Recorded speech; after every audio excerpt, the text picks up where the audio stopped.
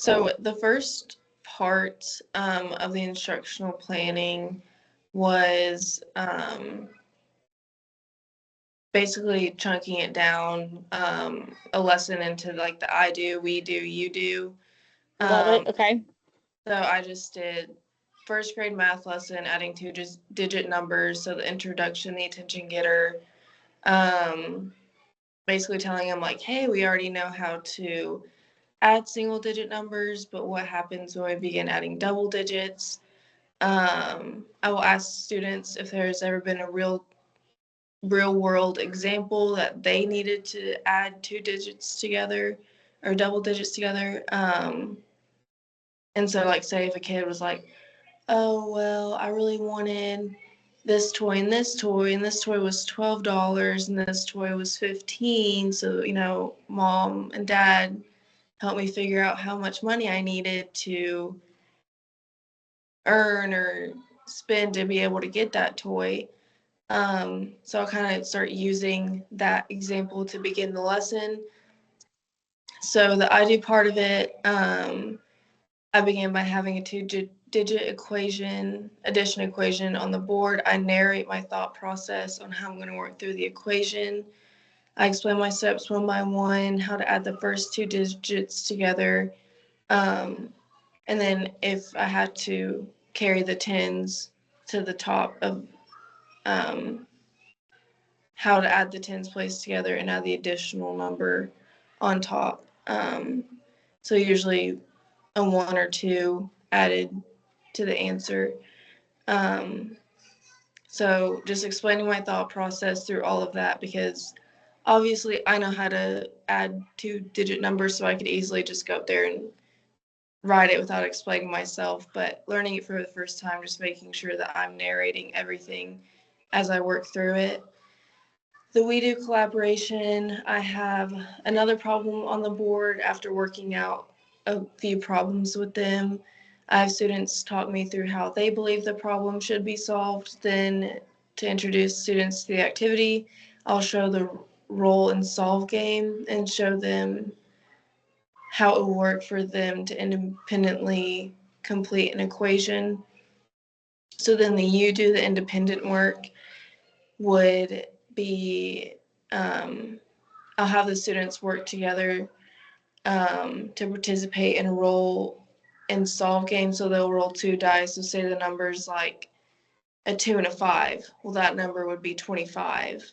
And then they roll a 3 and a 1, 31. So 25 plus 31. What would the answer to that be? And so each student or each group will create and solve 5 different problems independently or within their group. Um, Consider a project for critical thinking and problem solving. Like I said earlier, I think one would be seeing how much money they needed to buy a desired toy, clothing item, candy ball, like whatever it may be. So I would basically have printed out pictures of different items, maybe like 10 items with the pricing underneath each item. And then they'll come up, they'll pick which two items that they want to buy. And then they'll add those costs together to see how much money they would need to spend, Mhm.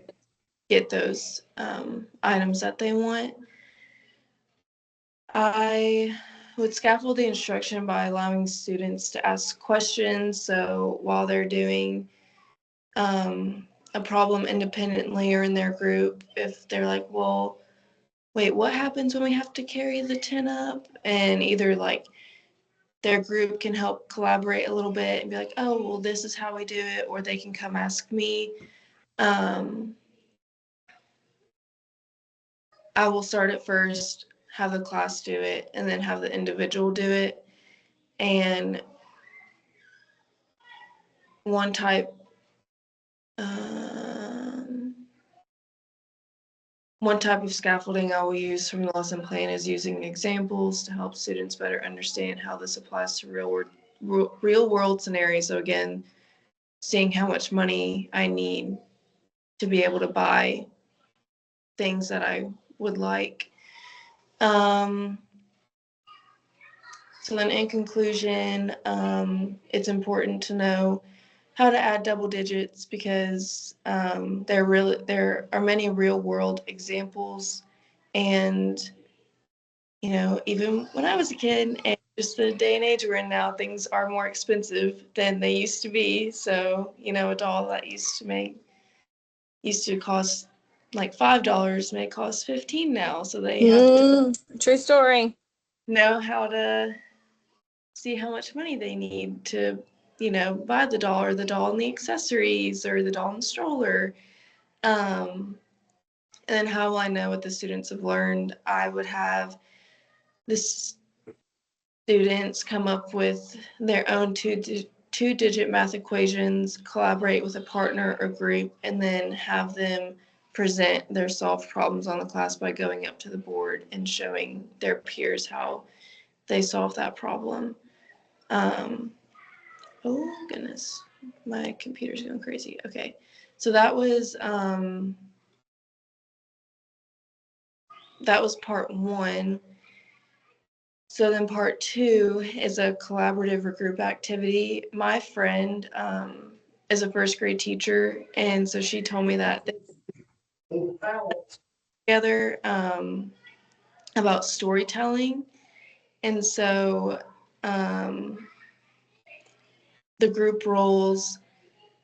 One student will begin the story, so they'll say, once upon a time, there was a caterpillar that lived in a flower, something like that. And then each student will take a turn kind of adding to the story. So then one student will come up with the next sentence, and then a different student come up with the next, just to kind of create a fun, silly story. Yeah. And then they'll take turns writing down their own sentence. So the kid that starts it, he'll be like, all right, well, let me write down this sentence, or if they're in a group and there's always the one kid in the group that kind of has like the better handwriting, so they might get picked to help write the story because they are in, first grade.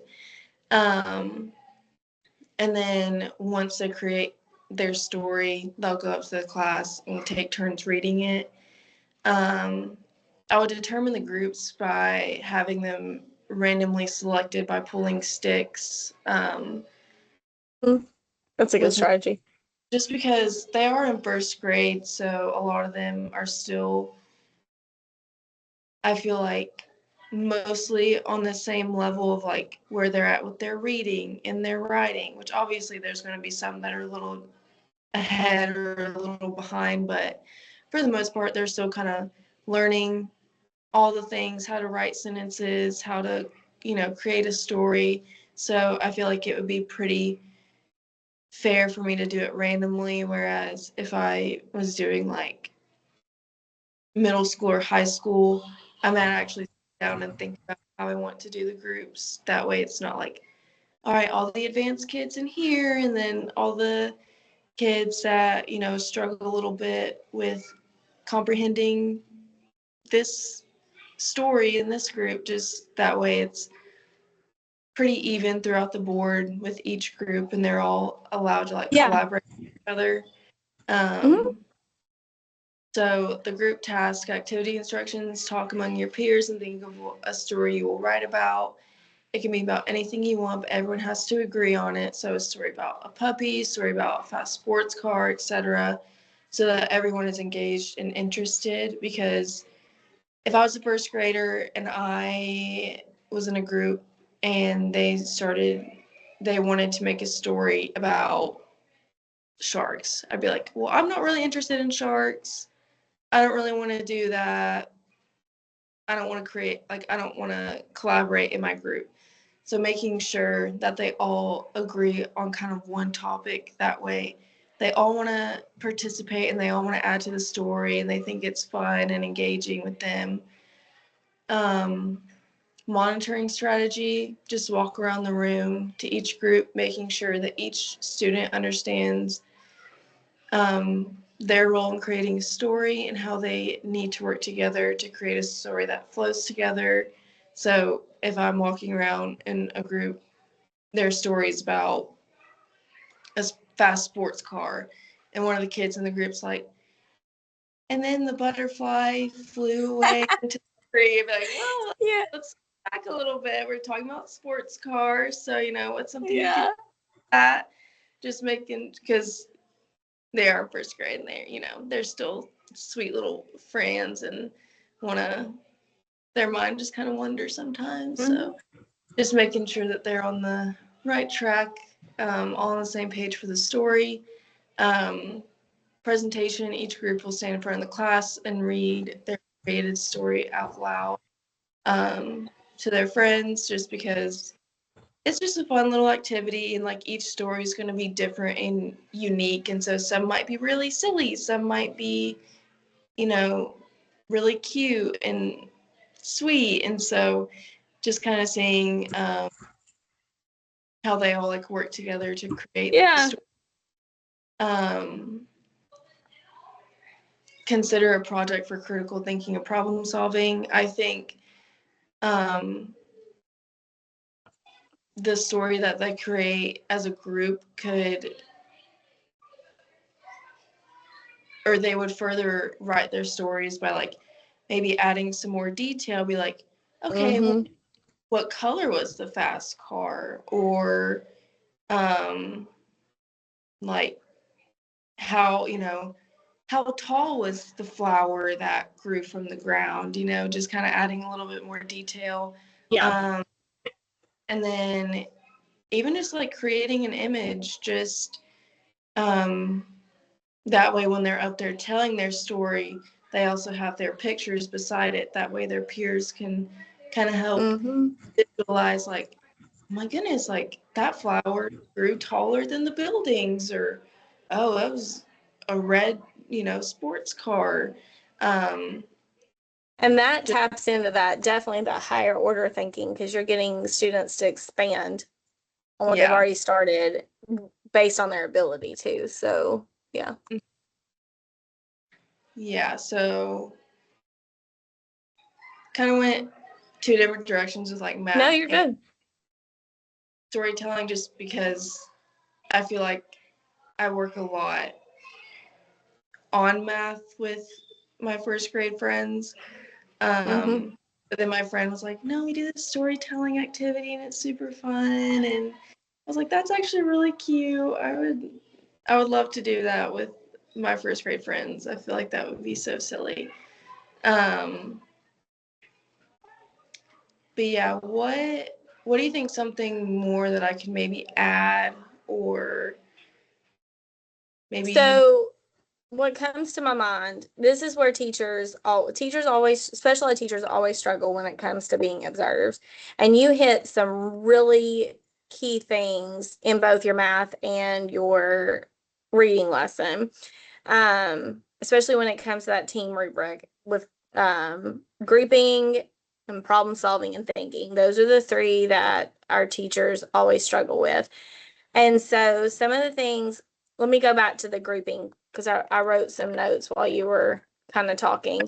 When it comes to like the team rubric, you'll be observed when there's few kids in your class. Like if you're lucky, you'll have 5 or 6 kids, hopefully not more, but hope you'll come in and a principal will come in or administrator will come in and you'll have 5 or 6 kids in your room. What I tell teachers is to, like, when it comes to your observations, make sure you tell your administrators why you have the kids in the groups you've got. It's not just because they're in the grade level. Oh, we're doing third grade intervention at this time, so I have all the third grade students. No, like, yes, that's part of it. But in that group, you can have other groups. And so it's based off of data. And so if you're doing like that math lesson, like you can definitely use that math lesson, the one, but then when it comes to the you could have a kid that you were talking about rolling the dice thing. Well, then you could have kids then because dice only go up to 6 and 5, you're not using numbers 9 through 7 or whatever. So you could have kids over here, you know, on the other side of you that are able to do more. Maybe they can add 9 plus 7 in, you know, the ones columns, and then 8 plus 6 in the, you know, tens column. So they could have their own problems to make it higher. So you've got your kids, but yet you're expanding based off, and you've got the data to show that they're able to do that. You've got their progress monitoring to back that up. You could also have them doing, if you've got kids that are still struggling to even do 2 plus 1 in the tens column, and, you know, 1 plus 1 in the ones column, you might be pulling them in to work one-on-one with them while your other kids are grouped. So like, you definitely have, especially taking that I do, we do, you do approach. There's so many things you can do with that when it comes to grouping, and there's so many ways that you can expand on your groups in that. So that's the one thing that came to my mind. The other thing, I really liked how you started that lesson off. I think it was that lesson, connecting to previous learning. That is so important. Even in a intervention setting, it is so important to tap into what they've previously learned. And that is one of the things on standards and objectives on the team rubric. The other thing that came that even, I mean, I always struggled with was the problem solving and thinking, especially in an intervention setting. Our teachers always get marked down on that because they don't give themselves credit. You know, the administrators are coming in, they're looking at that rubric, but if you can defend what you're doing and why you should have gotten a 4 or a 5 on that rubric, chances are they'll listen. It's all about how you write it up. So like, for a to be a 4 and a 5, you said some things like, explain why this wouldn't work, why that wouldn't work. That is definitely level 4 and level 5 on the rubric. Like, can you show me another way, or how did you know? Basically, to be a 4 and a 5 on that rubric with thinking and problem solving is getting kids to talk about and defend their work, not just that you're showing it. So you've already got some of those key things. Now that's where our kids struggle. You're not asking them to write it, right? That's why some of our kids struggle in the gen ed setting, is because it says, write out why you did what you did. Most of them can't write it. That's a whole different skill. So if they can say it back to you, that's just as important as if they could write it. And honestly, that should be maybe an accommodation in the gen ed class, that they don't have to write it. They have to, now obviously for state testing, they may have to, you know, write it out. But if we can get them to start saying it first, and saying it and especially like in the gen ed setting, saying it into a Word document, and it transcribes it for them, then they start to see, oh, wait a second, I am explaining what happens. I am writing it out. Well, then that might lead into being able to write about it. There was something else. And it's okay. Oh, I know what it was. The other thing with like problem solving is letting kids struggle. That is perfectly fine. Because that's how they get to understand it, and to be able, like, so a lot of times we want to save them and protect them and not make them feel like they're less than. But they have to struggle sometimes to be able, and they have to be able to figure it out and but you can prompt them to use their tools. You can prompt them to use their strategies. They may just need that little push, instead of doing it for them. Like, that's all part of scaffolding. So you had some really good things on that. And so like, if we were to work on an actual formal lesson plan for an administrator, making sure the stuff that you're saying, you're giving yourself credit for it, especially in that self-reflection, because you've hit some like really key things that a lot of teachers just need to make sure that they're giving themselves credit for it. Okay. So good job. Those were 2 really good lessons. Awesome. Thank you. Oh, let me stop. You're welcome. Recording.